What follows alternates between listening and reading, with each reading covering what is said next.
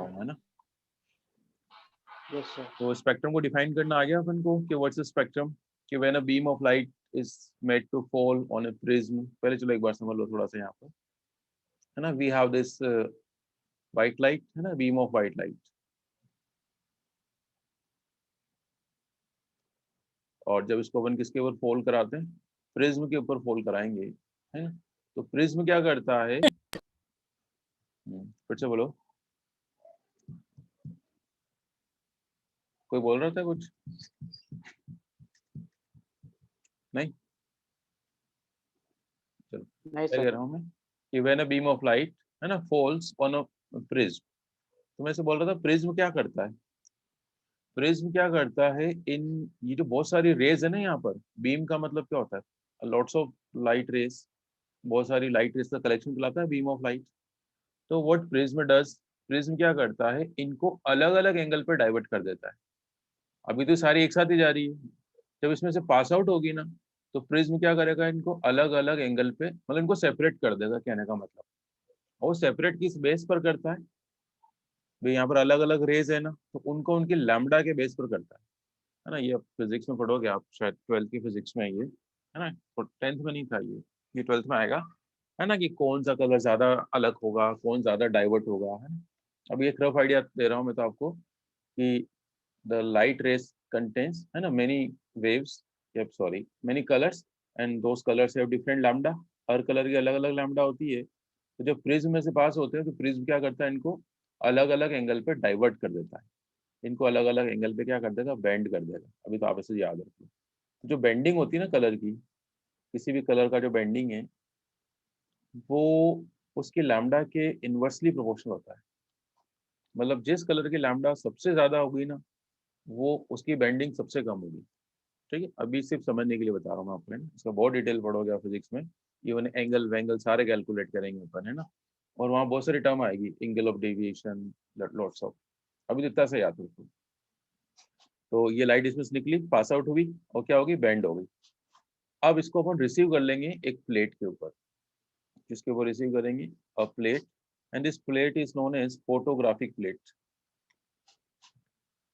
Photographic plate क्या होती है, it's a special kind of material, है ना। एक प्लास्टिक के जैसे मटेरियल होता है, इसके ऊपर अपन स्पेक्ट्रम को रिसीव करते हैं। यहाँ पे पता चलता है कि स्पेक्ट्रम कैसा बना है, स्पेक्ट्रम की शेप का, कौन से कलर का बना है, वो अपन रीड करते हैं कहाँ से, फोटोग्राफिक प्लेट के ऊपर। यानी फोटोग्राफिक प्लेट के ऊपर इमेज बनेगी, कहने का मतलब। ठीक है, इमेज को रिसीव करते हैं किसके ऊपर, पीपी के ऊपर, फोटोग्राफिक प्लेट के ऊपर। ठीक है, जैसे एक्सरे अपन देखा होगा आप लोगों ने, जो एक्सरे होता है ना बोन का वगैरह, तो एक्सरे जिस पेपर के ऊपर बनता है ना, वो प्लास्टिक शीट, वो क्या होती है, वो फोटोग्राफिक प्लेट ही होती है।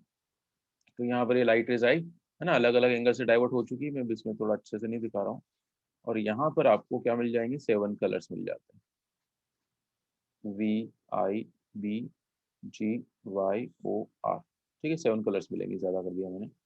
अब सुनो, अब इसमें एक छोटी सी बात आप देख रहे होंगे, ये सबसे नीचे कौन सा कलर आया, वायलेट, और सबसे टॉप पर कौन सा आया, रेड। ये ऑर्डर फिक्स है, आप उल्टा करोगे तो गलत होगा वो। तो एक बात बताओ मुझे, जैसे ये यहाँ से कलर चला, तो सबसे ज्यादा बैंड कौन सा कलर हुआ, ये बताओ मुझे। सबसे वॉयलेट। Violet, violet. है ना। जैसे मैं मान लेता हूँ ये वॉयलेट है, मैं थोड़ा अलग कलर से दिखा देता हूँ। तो वॉयलेट कलर में बेंडिंग सबसे ज्यादा होगी, जबकि रेड कलर के अंदर बेंडिंग क्या होगी, बहुत ही सबसे कम, कम। है ना। ऐसे लग रहा है रेड तो ऑलमोस्ट सीधा ही जा रहा है। तो ये इनकी लैम्डा पे डिपेंड करता है, और हमें अब तो पता चल ही गया है कि इनकी लैम्डा सबसे ज्यादा किसकी होती है, सर याद है। रेड। रेड कलर की 800 के राउंड होती है, और इसकी 400 के राउंड है। पता है ना अपन को, 400 से 800 मान लो आप राउंड ऑफ में, है ना, नैनोमीटर में होती है। तो ये कभी ड्रॉ करने के लिए आ जाए डायग्राम, तो इस तरीके से बनाना कि नीचे वॉलेट बनाना, है ना, और ऐसे चलना विबग्योर। उल्टा करोगे ना, ऊपर से VIBY विबग्योर लिखोगे तो वो गलत होगा। ओके, चलो फिलहाल तो मुझे क्या बताना है, कि जो कलर्स का अरेंजमेंट है ना, इस अरेंजमेंट को कहते हैं स्पेक्ट्रम। और ये जो लाइट स्प्लिट हुई ना, ये फिनोमिनन क्या कहलाती है, ये फिनोमिनन कहलाती है डिस्पर्जन। ओके, तो अब अपन स्पेक्ट्रम को डिफाइन कर लेते हैं, क्योंकि अपन को डेफिनेशन लिखनी है। तो देखो डेफिनेशन, आप लोग हेडिंग डालो स्पेक्ट्रम, फिर मैं डेफिनेशन थोड़ा सिंप्लीफाई कर देता हूँ, है ना। इसमें थोड़ी वर्ड्स थोड़े वो टेक्निकल यूज कर रखे हैं। मैं सिंप्लीफाई कर दूं उसको, when a beam of light, है ना, बीम ऑफ लाइट, इसको हटा देता हूँ। When a beam of light is pass through a prism then it splits into separate. अब देखो मैंने यहाँ फ्रीक्वेंसी वर्ड यूज कर लिया, तो आप फ्रीक्वेंसी बोलो या कलर्स बोलो एक ही बात है ना। Then it splits into separate wavelengths. और ये आप ब्रैकेट में काम करते हैं, कलर लिख देता हूँ तो आपको थोड़ा अच्छे समझ में आ जाएगा, सेपरेट वेवलेंथ्स। चलो यहाँ तक कॉपी करो डेफिनेशन, फिर मैं आगे चेंज कर रहा हूँ, आप कॉपी करते रहो। कि when a beam of light is passed through a prism, then it splits into separate wavelengths या colors. This phenomenon is known as dispersion of light. Okay, ये phenomenon तो dispersion कहलाती है. And the arrangement of colors कर देता हूँ. And arrangement of colors. And the arrangement of colors in a particular order. और particular order किसका हो गया? Lambda का हो गया. है? In a particular order. काम करो, यहाँ से वेवलेंथ हटा दो, आप लोगों को कम चला आ जाएगा। ठीक है, कोई बात नहीं। And the arrangement of colours in a particular order of their, क्या कर दूं, particular order of their wavelength.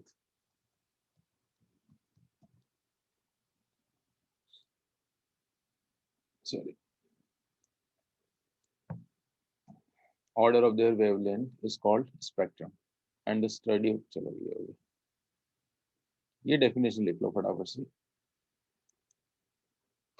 और ये लाइन में अलग कर देता हूँ। स्पेक्ट्रम की जो स्टडी करते हैं ना, वो ब्रांच कहलाते हैं स्पेक्ट्रोस्कोपी। वो आप जानना चाहो तो ठीक है, तो कोई बात नहीं। अब आप एक सारी बातें कॉपी कर लो जो अभी मैंने चेंज करा है यहाँ पर, ठीक है। कि when a beam of light is passed through a prism, then it splits into separate colors. अगर आपको वेवलेंथ समझ नहीं आ रहा तो आप कलर्स कर देना, ठीक है। And this phenomenon is called dispersion of light and the arrangement of colors in a particular order of their wavelength is called spectrum. ये डायग्राम जो भी मैंने बनाया था ना, वो आगे बना रखा है मैंने, है ना, तभी कोई जरूरत नहीं ड्रॉ करने की।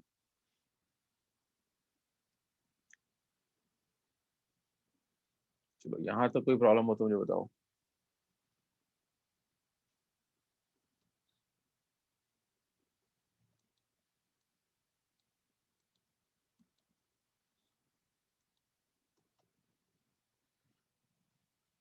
यहाँ तक नोट कर ली डेफिनेशन। अब अपन पढ़ेंगे स्पेक्ट्रम कितने टाइप के होते हैं, राइट। देखो स्पेक्ट्रम मेनली दो टाइप के होते हैं, ये चार्ट बनाएंगे अपन। स्पेक्ट्रम दो टाइप के होते हैं, one is emission and one is absorption. Okay, emission spectrum फिर दो टाइप का होगा, एक होगा कंटिन्यूस और दूसरा होगा डिसकंटिन्यूस। अभी सबका मतलब पढ़ेंगे अपन, पहले ये चार्ट बना लो तो सही रहेगा। और जो डिसकंटिन्यूस है ना, वो फिर उसमें एक कैटेगरी आती है लाइन स्पेक्ट्रम, और एब्जॉर्प्शन में डिसकंटिन्यूस ही होता है और उसमें भी एक ही पार्ट होता है लाइन। एक बार बना लो ताकि अपन वन बाय वन डिस्कस करते हैं।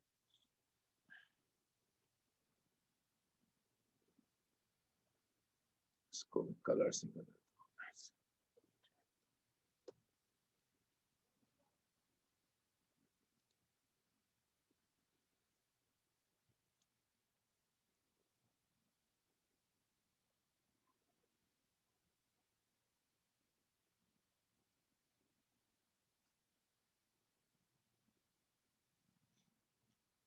ओके, क्लियर ड्रॉ कर लिया, चार्ट ड्रॉ कर लिया सभी ने। Sir 1 minute. अभी सब समझ में आ जाएगा ना कौन कैसे है ये।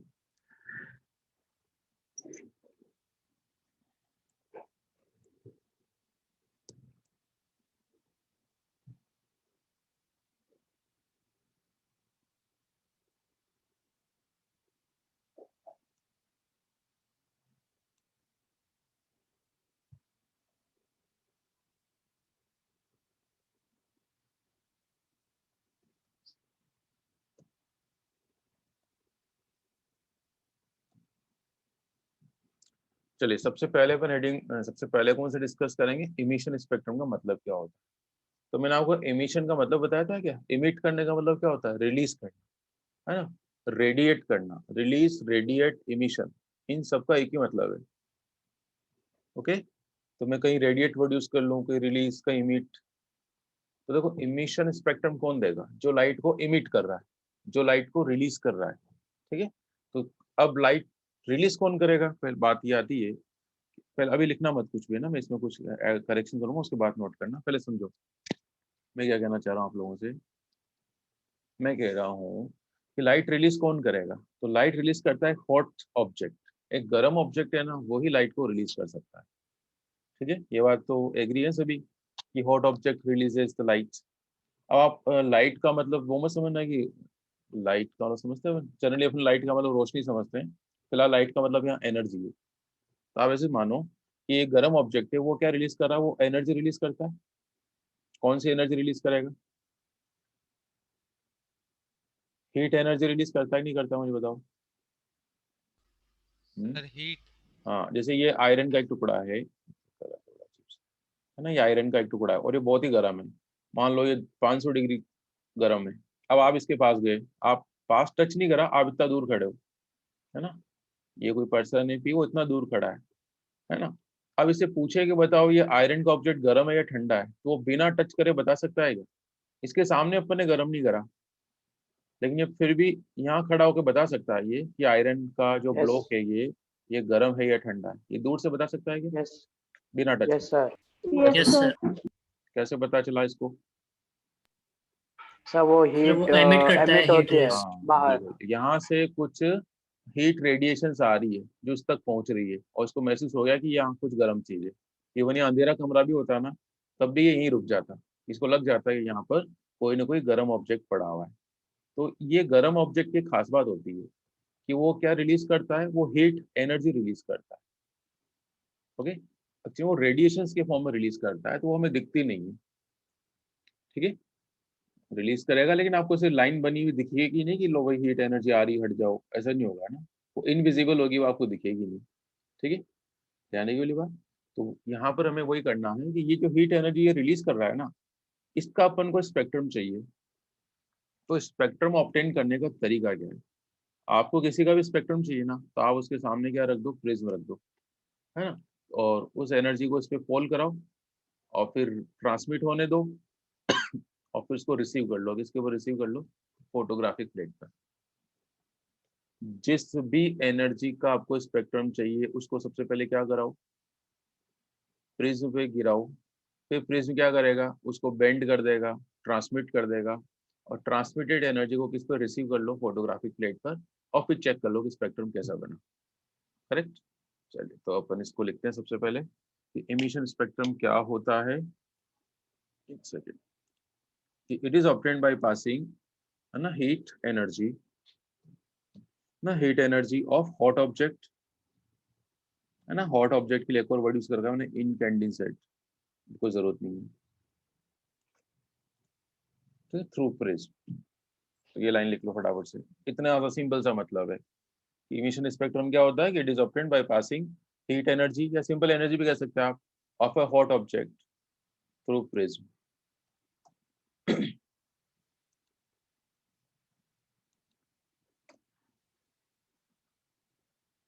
ठीक है, अभी एमिशन दो टाइप का होगा, एक होगा कंटिन्यूस और एक होगा डिसकंटिन्यूस। बहुत ही सिंपल सी डेफिनेशन है एक एक लाइन की, है ना। कंटिन्यूस में कोई ब्रेक नहीं आएगा और डिसकंटिन्यूस में क्या होगा, सेपरेट स्पेस, कुछ ब्लैंक।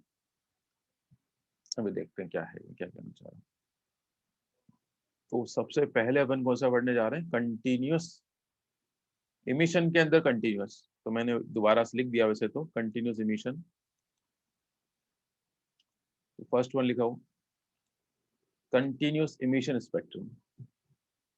तो देखो कंटिन्यूस का मतलब क्या होता है कि इसमें ना कलर्स जो होते हैं ना वो आपस में मर्ज रहते हैं थोड़े थोड़े, मतलब there is no separate boundary between the colours. In this type of spectrum one colour is merged into the other. अभी पर इसको डायग्राम से बता दूंगा मैं आपको, इसका मतलब that is no separate boundary is found between two colours, दो कलर्स के बीच में कोई गैप नहीं होगा। ये अभी मैं आपको दिखाऊंगा, रेनबो का डायग्राम बताएंगे, अभी रुक जाओ, पहले नोट कर लो, एक काम करो, यहाँ तक नोट करो जल्दी से।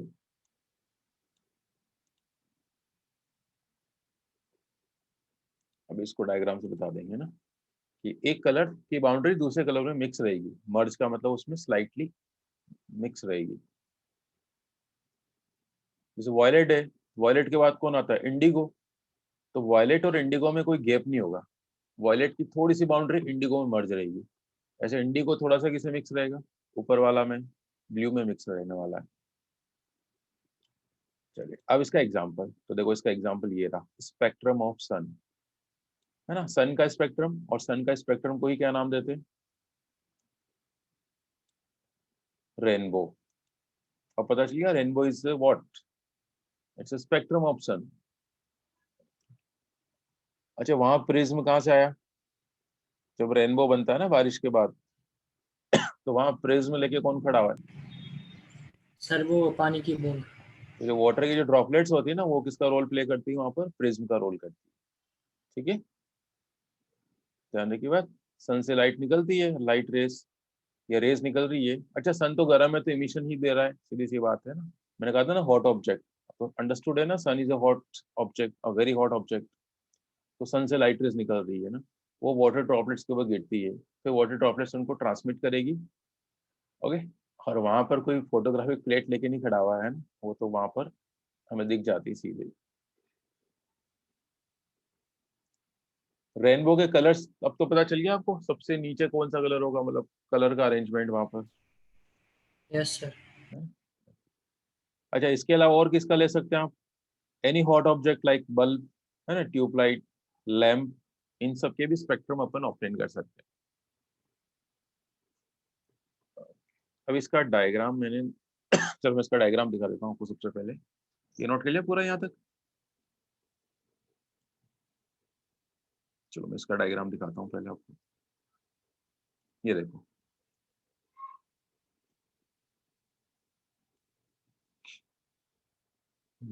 One second.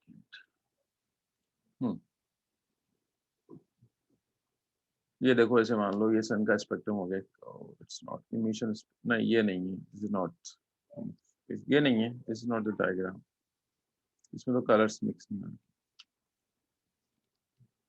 तो डायग्राम बताना ही अंडरस्टूड है, बताओ। सन के समझ स्पेक्ट्रम गया सर। समझ गए ना, सन के स्पेक्ट्रम का डायग्राम तुम और आगे आ गया। यस सर, यस सर, आगे समझ गया। फिर अपन वापस में चलते हैं। अब अपन पढ़ेंगे कौन सा, डिसकंटिन्यूस। अभी जो मैं बनाया था ना स्टार्टिंग में, वो विब्रियो और प्लेट बनाता था, वो सन वाला ही था। अब now the second one is discontinuous. ये इंपॉर्टेंट है हमारे, क्योंकि ये ही एटम के स्पेक्ट्रम होते हैं। अब डिसकंटिन्यूस, तो इस कंटिन्यूस का अपोजिट होने वाला है। कंटिन्यूस में क्या कहा था अपन ने, कि one colour is merged into the other. तो यहाँ क्या कह देंगे कि कलर्स आर नॉट मर्ज्ड। एक कलर होगा, फिर थोड़ी खाली जगह आएगी, फिर दूसरा कलर आएगा, यानी कलर्स के बीच में क्या होगी, बाउंड्री होगी। तो ये इसकी डेफिनेशन लिख लो आप, separate boundaries are found between different colours. या फिर हम ऐसे भी कह सकते हैं, coloured lines are separated by dark space, है ना। दो कलर्स के बीच में डार्क स्पेस होगा, खाली जगह होगी, और वो खाली डार्क होगी, ये भी कंफर्म है।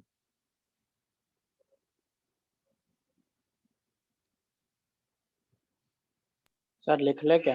हाँ बिल्कुल, ये लिखो, यहाँ तक लिखो।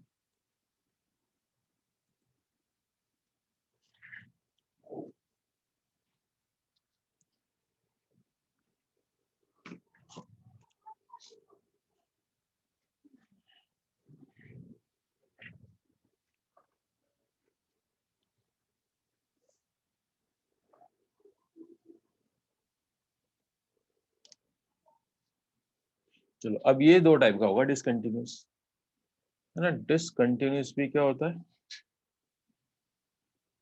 टू टाइप का होता है ना। उसमें अपन सबसे पहला पढ़ेंगे कौन सा, लाइन स्पेक्ट्रम।